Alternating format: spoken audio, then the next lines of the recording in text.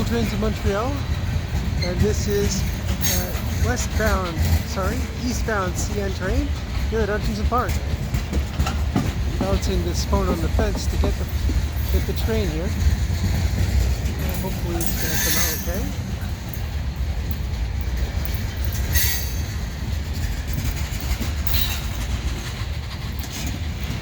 Well, the train action seems to be coming at once.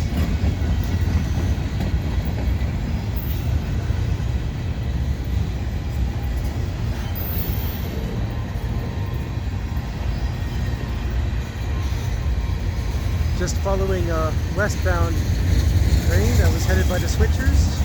Here, this one looks like two SD70M-2s.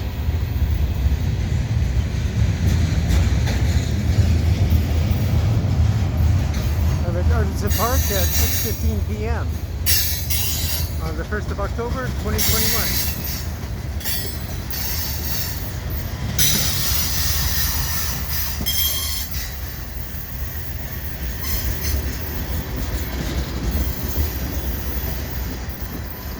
It looks like that was a short one.